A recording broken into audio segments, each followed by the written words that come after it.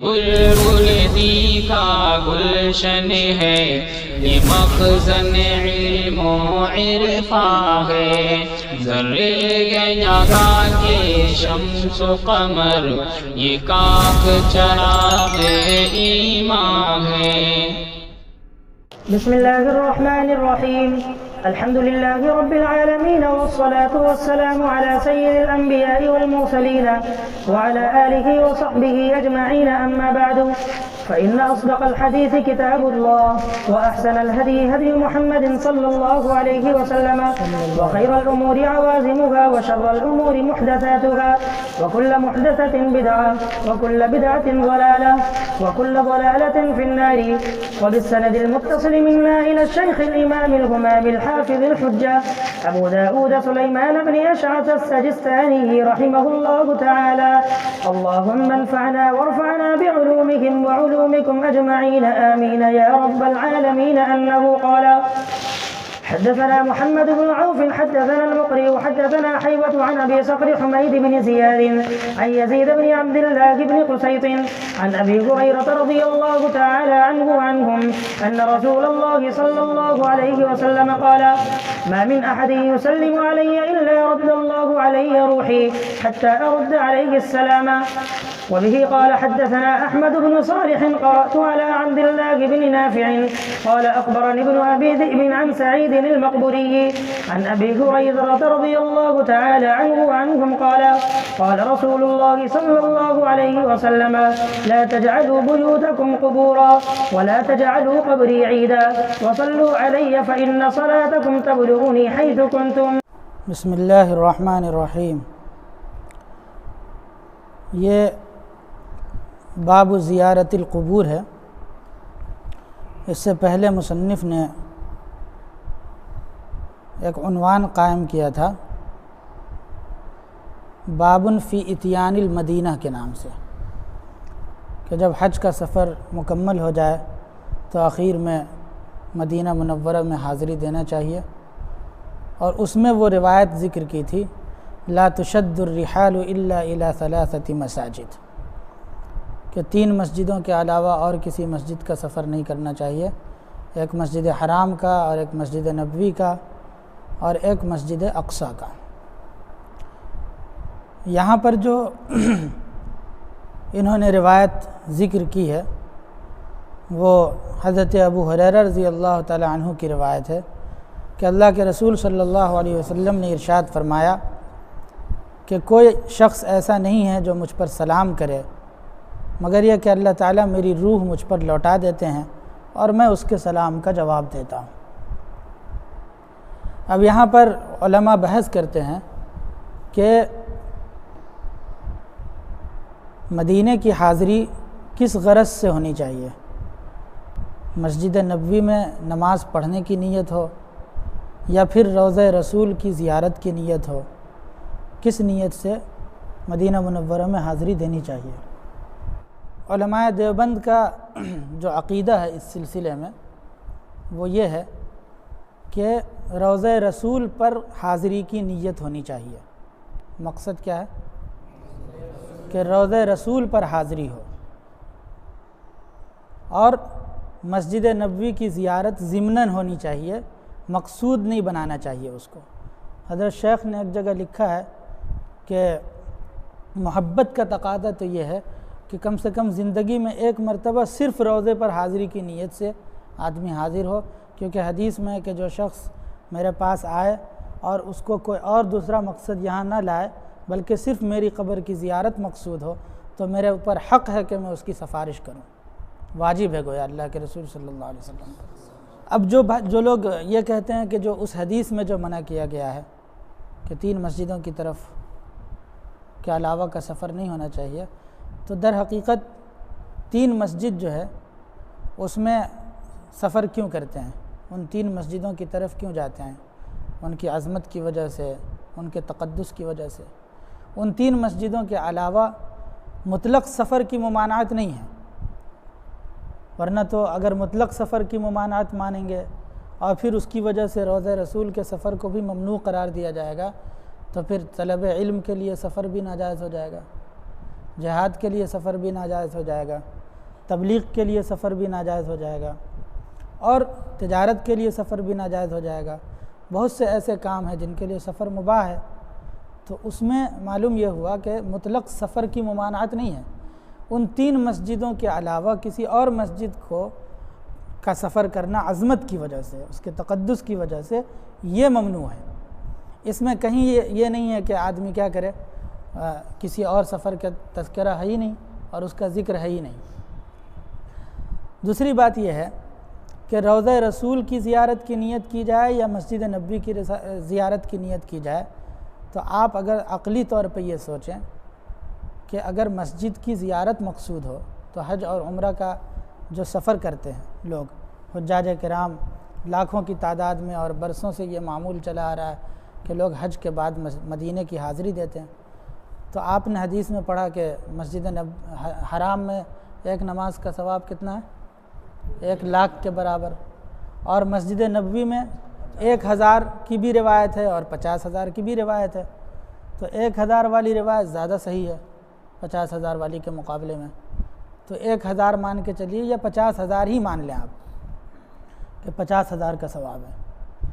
تو انسان سوچے اگر کہ 1,00,000 والے ثواب کو چھوڑ کر کے 50,000 کا ثواب حاصل کرنے کے لیے کوئی عقل مند انسان جا سکتا ہے؟ پتہ چلا وہاں کوئی ایسی چیز ہے جس کا ثواب اس سے کہیں زیادہ ہے، اور وہ حضور صلی اللہ علیہ وسلم کی زیارت ہے۔ جو علماء یہ کہتے ہیں، خاص طور سے ابن تیمیہ رحمۃ اللہ علیہ، یہ لوگ کہ مسجد نبوی کی زیارت کرنے کی نیت سے جانا چاہیے، تو آپ اس کو ایک مثال سے سمجھیے۔ آپ کہیں گئے کسی بڑے عالم کے پاس اور وہاں ان کا مدرسہ ہے یا خانقاہ ہے، اور وہ پوچھیں آپ سے کہ آپ کس مقصد سے یہاں تشریف لائیں، تو آپ یہ کہنے لگیں کہ یہاں کا کباب بہت مشہور ہے، تو میں سوچا تھا کہ یہاں کا کباب کھانے کے لیے سفر کروں، اور پھر جاتے جاتے سوچا کہ آپ کی بھی ملاقات کر لوں۔ تو آپ بتائیے کہ ان کو اچھا لگے گا؟ کوئی دوسرا مقصد ہو اور ضمن میں ان کی ملاقات کو شامل کریں، تو آپ خود سمجھیں اور خود بتائیں کہ یہ کیا مناسب رہے گا۔ تو اللہ کے رسول صلی اللہ علیہ وسلم کے روضہ اطہر کی زیارت صرف اگر اس نیت سے ہو، بھلے اگر ثواب کم ہو تھوڑی دیر کے لیے، مان لیجئے ثواب کو حاصل کرنے کے لیے کون جا رہا ہے؟ بندگی سے ہمیں تو مطلب ہے، ہم ثواب و عذاب کیا جانیں، کس میں کتنا ثواب ملتا ہے، عشق والے حساب کیا جانیں۔ تو محبت ہے، عقیدت کا مرکز ہے، اس لیے ہم جاتے ہیں۔ اچھا، جو حدیث وہ لوگ ممانعت پر دلیل پیش کرتے ہیں کہ روضہ رسول کی زیارت کے لیے جانا صحیح نہیں ہے، جس کو وہ لوگ ممانعت کی دلیل بناتے ہیں، وہ دلیل در حقیقت ممانعت کی نہیں ہے۔ آپ اگر غور کریں گے اس حدیث پر تو آپ کو یہ بات سمجھ میں آئے گی کہ اس میں ان 3 مسجدوں میں سفر کی اجازت کیوں دی گئی۔ ایک تو مسجد حرام کا مقام ہے، مرتبہ ہے، مسجد نبوی کا بھی، مسجد اقصیٰ کا بھی، تو ان تینوں مسجدوں کا ایک مقام ہے، ایک مرتبہ ہے، ایک عظمت ہے۔ تو معلوم ہوا کہ کوئی عظمت، ان تینوں مسجد کا سفر عظمت کی وجہ سے، ان کے تقدس کی وجہ سے، ان کے احترام کی وجہ سے کیا جاتا ہے۔ تو پتہ چلا، دلالت النص کے طور پر یہ پتہ چلا کہ کوئی چیز ایسی ہو جس کی عظمت ان تینوں سے زیادہ ہو تو اس کا سفر کیا جا سکتا ہے، نہیں کیا جا سکتا۔ اب آپ بتائیں کہ ہمارا یعنی اہل سنت والجماعت علماء دیوبند کا عقیدہ کیا ہے حضور صلی اللہ علیہ وسلم کی ذات کے بارے میں؟ ہم تو یہ مانتے ہیں کہ حضور صلی اللہ علیہ وسلم کے جسم اطہر سے جو مٹی روضے کی لگی ہوئی ہے وہ کعبہ سے بھی افضل ہے، آسمان و زمین سے بھی افضل ہے، عرش سے بھی افضل ہے، کرسی سے بھی افضل ہے، یعنی کائنات کی ایک ایک چیز سے افضل وہ جگہ ہے جو حضور کے جسم اطہر سے مس کی ہوئی ہے۔ تو جو تقدس اور جو عظمت، جو احترام اس جگہ کو حاصل ہے وہ تو کسی جگہ کو حاصل نہیں ہے، تو پھر آدمی اس کا سفر نہیں کر سکتا۔ اگر عظمت کی وجہ سے ان 3 مسجدوں کا سفر کیا جا سکتا ہے تو عظمت کی وجہ سے حضور صلی اللہ علیہ وسلم کی زیارت نہیں کی جا سکتی۔ پھر اس میں کتنا ثواب ملتا ہے نہیں ملتا ہے اس سے ہمیں کوئی بحث نہیں۔ آپ خود سوچیں، حضور صلی اللہ علیہ وسلم کے پاس آدمی کیوں جاتا ہے؟ شفاعت کی امید پر جاتا ہے، اور خالص حضور کی زیارت کی نیت سے اگر آدمی جائے تو اس میں حضور کو زیادہ خوشی ہوگی، یا مسجد کی زیارت کی نیت ہو اور ضمناً حضور کی زیارت کی نیت کر لی جائے، اس میں زیادہ خوشی ہوگی۔ تو جب خوش ہوتا ہے سامنے والا تو خوش ہونے پر زیادہ نوازتا ہے یا ناراض ہونے پر؟ تو آپ خود اندازہ لگا لیں کہ جب حضور صلی اللہ علیہ وسلم کو خوشی ہوگی اس بات سے کہ میری زیارت کے لیے میرا یہ امتی آیا ہے، تو جیسے زندگی میں لوگ زیارت کے لیے حاضر ہوتے تھے اور آپ ان کے لیے دعا فرماتے تھے، ویسے ہی قبر میں جانے کے بعد بھی اللہ کے رسول صلی اللہ علیہ وسلم اس حدیث کی روشنی میں یہ معلوم ہوتا ہے کہ جواب دیتے ہیں اور حضور کی روح لوٹائی جاتی ہے۔ یہاں پر ابن حجر رحمۃ اللہ علیہ نے فتح الباری میں لکھا ہے کہ روح سے مراد نطق ہے، یعنی حضور صلی اللہ علیہ وسلم کو بولنے کی طاقت دی جاتی ہے اور آپ جواب دیتے ہیں، یہ مطلب ہے۔ ایک مطلب حضرت مولانا خلیل احمد سہارنپوری رحمۃ اللہ علیہ نے بذل المجہود میں لکھا ہے کہ اللہ کے رسول صلی اللہ علیہ وسلم کی روح مبارکہ ہر وقت معارف ربانی اور اللہ تعالیٰ کی ذات کے مشاہدے میں مستغرق رہتی ہے، پوری توجہ حضور کی روحانیت کی اس طرف مبذول رہتی ہے۔ ایسے میں کوئی امتی آتا ہے اور سلام کرتا ہے تو اللہ تبارک و تعالیٰ حضور صلی اللہ علیہ وسلم کو اطلاع کرتے ہیں اور آپ ان کی طرف متوجہ ہو کر کے پھر سلام کا جواب دیتے ہیں اور پھر اس کے بعد اللہ کی ذات میں یا اللہ تبارک و تعالیٰ کے انوار میں اور تجلیات میں کھو جاتے ہیں۔ تو یہ ہے جو بہت سے جوابات دیے گئے ہیں اس کے، اس میں سب سے زیادہ مضبوط اور سب سے زیادہ قوی یہ جواب ہے۔ اچھا، یہ کتنے سعادت کی بات ہے کہ اللہ کے رسول صلی اللہ علیہ وسلم جواب دیں، سعادت مندی کی بات ہے، خوش نصیبی کی بات ہے کہ ہم سلام کرنے جائیں اور پھر آپ صلی اللہ علیہ وسلم کی طرف سے سلام کا جواب ملے۔ ڈرنے کی بات بھی ہے کہ اگر ہم فسق و فجور میں مبتلا رہ کر کے گئے اور اپنے گناہوں بھری زندگی سے ہم نے توبہ نہیں کی تو پھر جو ہے سلام کا جواب نہیں بھی ملتا۔ جیسے زندگی میں حضور کسی سے ناراض ہوتے تھے تو سلام کا جواب نہیں دیتے تھے، تو ویسی وفات کے بعد بھی ان لوگوں سے جس سے ناراض ہوتے ہیں یا جو ناراض کرنے کا کام کرتے ہیں ان کو سلام کا جواب نہیں ملتا۔ اس لیے پورے طور پہ اپنے گناہوں سے سچی پکی توبہ کر کے اور پھر اپنے دل کو بالکل صاف ستھرا کر کے اس بارگاہ میں انتہائی عاجزی کے ساتھ، تواضع کے ساتھ، انکساری کے ساتھ حاضری دینی چاہیے۔ جی وبه قال حدثنا أحمد بن صالح قرأت على عبد الله بن نافع قال أخبرني ابن أبي ذئب عن سعيد المقبري عن أبي هريرة رضي الله عنه وعنهم قال قال رسول الله صلى الله عليه وسلم لا تجعلوا بيوتكم قبورا ولا تجعلوا قبري عيدا وصلوا علي فإن صلاتكم تبلغني حيث كنتم۔ یہ بھی حضرت ابو ہریرہ رضی اللہ تعالیٰ عنہ کی روایت ہے، فرماتے ہیں کہ اللہ کے رسول صلی اللہ علیہ وسلم نے ارشاد فرمایا، اپنے گھروں کو قبرستان نہ بناؤ۔ اس کے کئی مطلب بیان کیے گئے ہیں۔ گھروں کو قبرستان نہ بنانے کا مطلب یہ ہے کہ ایسا نہ کرو کہ گھر کو بالکل قبرستان کی طرح بنا دو کہ جیسے قبرستان میں نہ نماز پڑھی جاتی ہے، نہ تلاوت ہوتی ہے، نہ ذکر و اذکار ہوتے ہیں، تو بالکل گھر کو بھی ایسے ہی بنا دیا کہ نہ اس میں نماز ہو رہی ہے، نہ تلاوت ہو رہی ہے، نہ ذکر ہو رہا ہے، نہ تسبیحات ہو رہی ہے، کچھ بھی نہیں، بالکل ویران بنا رکھا ہے۔ تو اس سے منع کیا گیا کہ اپنے گھروں کو قبرستان نہ بناؤ۔ ایک مطلب یہ ہے کہ اپنے گھروں کو قبرستان نہ بناؤ کا تو وہی مثلاً یہ کہ نماز پڑھو، اس میں گھر کے اندر نماز کچھ حصہ نماز کا گھر میں پڑھنا چاہیے، جیسے نوافل ہیں اور سنن ہیں، اور باقی فرائض کے لیے تو مسجد ہی ہے۔ گھر کو قبرستان نہ بنانے کا ایک مطلب یہ بھی بیان کیا گیا ہے کہ اپنے گھروں میں مردے کو دفن مت کرو، گھروں میں، کیونکہ قبرستان میں نماز پڑھنا کیا ہے، مکروہ ہے احناف کے نزدیک۔ تو جب گھر میں تم مردے کو دفن کر دو گے تو کیا ہوگا، گھر میں نماز پڑھنے کی آزادی حاصل نہیں رہے گی۔ ایک مطلب اس کا یہ ہے۔ ایک مطلب اس کا یہ بیان کیا گیا ہے اپنے گھر کو قبرستان نہ بنانے کا کہ قبرستان میں رہائش اختیار مت کرو۔ قبرستان میں کیونکہ انسان کو سب سے زیادہ آخرت کی جو فکر پیدا ہوتی ہے وہ موت کی یاد سے ہوتی ہے۔ جو لوگ قبرستان میں رہتے ہیں اور قبرستان ہی میں اپنا مسکن اور اپنی رہائش بنا لیتے ہیں تو ان کا دل سخت ہو جاتا ہے، ان کے دل سے نرمی ختم ہو جاتی ہے، اور ان کے دل سے جو ہے ان کا دل سخت اور پتھر کی طرح ہو جاتا ہے۔ پھر ان کو کسی کے مرنے سے یا دفن ہونے سے، چونکہ وہ مسلسل اس کو دیکھتے رہتے ہیں، ہڈیوں کو اور لوگوں کے مرنے کو اور دفن ہونے کو، تو موت سے تأثر لینا وہ چھوڑ دیتا ہے، اس کے لیے ایک عام اور معمول کی بات ہو جاتی ہے، اور پھر وہ رقت پیدا نہیں ہوتی ہے۔ تو اصل مقصود کیا ہے؟ حدیث میں جو اجازت دی گئی ہے کہ قبرستان کی زیارت کیا کرو، میں نے پہلے منع کر دیا تھا، اب اجازت دیتا ہوں، تو اجازت کیوں دی گئی؟ تاکہ لوگ قبر کی زیارت کریں گے تو اس سے جو ہے موت کی یاد آئے گی، موت کی یاد آئے گی تو آخرت کی فکر پیدا ہوگی۔ جس آدمی کو مرنے کا احساس ہو کہ اب میں مر جاؤں گا تو وہ ضرور آخرت کی فکر کرے گا، اور جس کے اندر سے یہ احساس ختم ہو گیا وہ گناہ کیوں کرتا ہے؟ آدمی گناہ اسی لیے تو کرتے ہیں کہ آخرت کی فکر نہیں ہوتی، ورنہ اگر کسی کو یہ پتہ ہو کہ اگلے 1 گھنٹے کے اندر میں مر جاؤں گا تو وہ کیا اس 1 گھنٹے میں گناہ کرے گا؟ جسارت ہوگی اس کو؟ نہیں ہو سکے گی۔ تو یہ مطلب ہے کہ کیا کرو،